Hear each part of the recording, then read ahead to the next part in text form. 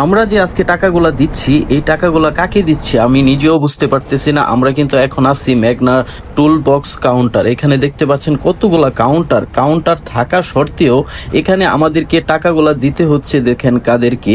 এখানে কিন্তু আপনারা জানেন মোটরসাইকেল কিন্তু টুল কিন্তু মাত্র 15 টাকা করে, কিন্তু এখান থেকে আমাদের কাছ থেকে 20 টাকা করে নিতেছে।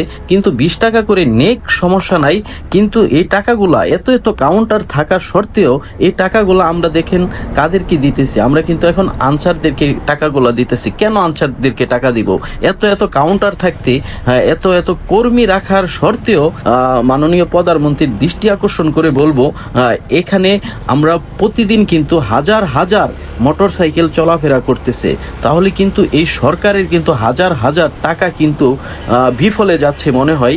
আপনারা যদি এটার যদি একটু দৃষ্টি আকর্ষণ করে দেখার অনুরোধ করা হলো। আমরা কিন্তু এখন আছি মেঘনা ব্রিজে। এই যে দেখতে পাচ্ছেন বাংলাদেশের অন্যতম একটা ব্রিজ মেঘনা ব্রিজ। এই ব্রিজের উপরেই কিন্তু আমরা আজকে অবস্থান করতেছি। অনেক দিন ধরে কিন্তু মেঘনা ব্রিজের উপর দিয়ে কিন্তু চলাফেরা করতেছি, কিন্তু হঠাৎ করে আমি লক্ষ্য করলাম মানে মাঝেই আমার কাছ থেকে কিন্তু টুল কাউন্টার থেকে আমাকে 15 টাকা কিন্তু আমার কাছ থেকে নিতেছে এবং আমাকে একটা রিসিপ্ট দিতেছে। কিন্তু হঠাৎ করে দেখতেছি আমি এখান থেকে কিন্তু আনসাররাও কিন্তু বিল নিতেছে। এত কাউন্টার থাকার সত্ত্বেও মোটরসাইকেলের বিলগুলা কেন কাউন্টারে নিবে? এই জিনিসটা যদি একটু দৃষ্টি আকর্ষণ করে দেখেন আপনারা, তাহলে কিন্তু বুঝতে পারবেন। তো যাই হোক, সবাই ভালো থাকবেন, সুস্থ থাকবেন। আল্লাহ হাফেজ।